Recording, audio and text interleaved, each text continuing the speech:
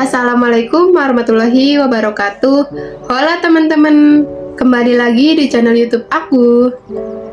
Perkenalkan, nama saya Siti Faiza dengan NPM 121020097 dari kelas 2K Manajemen. Mahasiswa tingkat 2 semester 4 Fakultas Ekonomi dan Bisnis dari Universitas Swadaya Gunung Jati, Cirebon. Dalam video kali ini, saya akan membahas tentang membangun human capital atau modal manusia berkualitas unggul yang berisi tentang human capital dan manajemen, human capital dan manajemen SDM, human capital dan investasi pembangunan SDM. Dengan adanya video ini, semoga teman-teman bisa mengetahui dan menambah wawasan mengenai human capital atau modal manusia berkualitas unggul.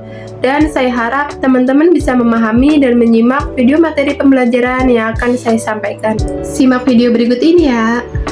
Materi yang pertama, saya akan membahas mengenai human capital dan manajemen. Poin yang pertama membahas tentang SDM. Sejarah peradaban manusia membuktikan bahwa manusia mampu menciptakan jauh lebih banyak informasi dari yang diserap oleh manusia itu sendiri dan dapat mempercepat perubahan jauh lebih cepat dari manusia yang mengikutinya.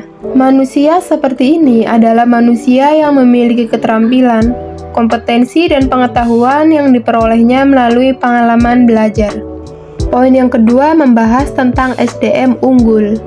Jika suatu bangsa ingin maju dan sejahtera, maka bangsa itu memprioritaskan investasi pembangunan SDM untuk mencapai tingkat nilai yang tinggi dan tersedianya SDM unggul.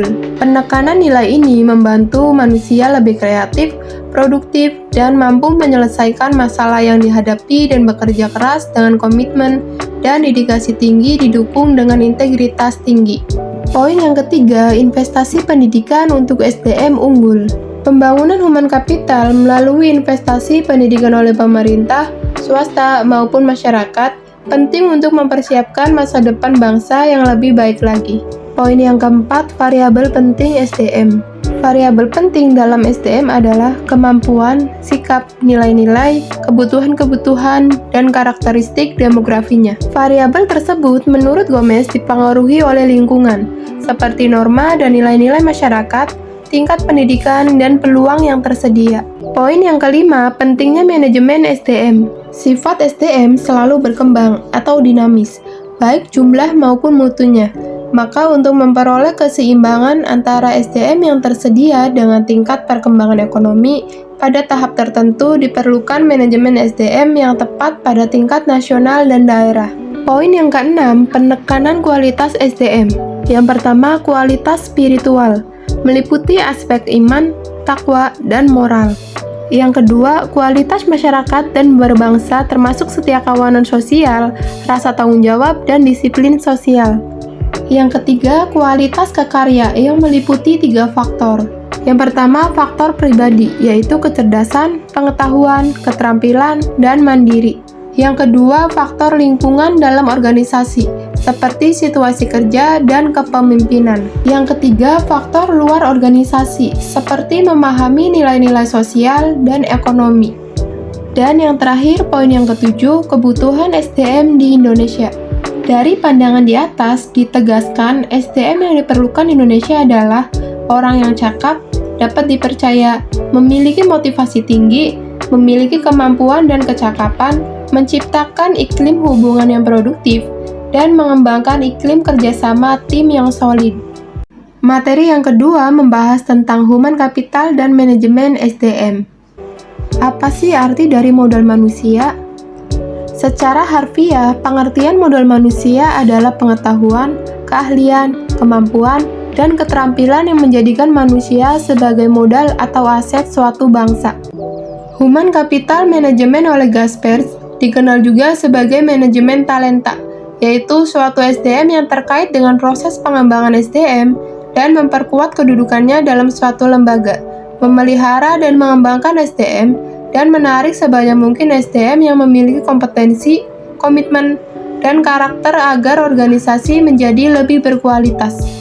Dalam menyiapkan SDM yang berkualitas, manajer dalam seluruh hierarki organisasi bertindak sebagai perencana, pengorganisasi, pengarah, pemotivasi, dan pengendali.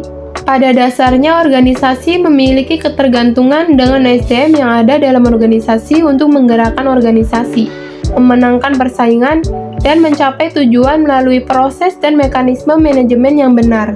Dalam human capital, MSDM adalah penggunaan dan pengaplikasian fungsi-fungsi manajemen yang memfokuskan perhatiannya pada pengelolaan dan pengaturan peranan SDM dalam suatu organisasi. Materi yang ketiga membahas tentang human capital dan investasi pembangunan SDM. Yang pertama, investasi SDM. Artinya, investasi dalam bentuk menyediakan fasilitas pendidikan, menyediakan tenaga pendidik dan kependidikan yang berkualitas akan menjamin SDM yang unggul, handal, dan berkarakter. Yang kedua, standar kualitas.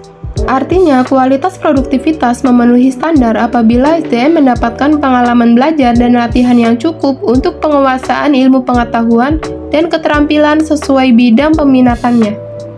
Yang ketiga, penempatan SDM.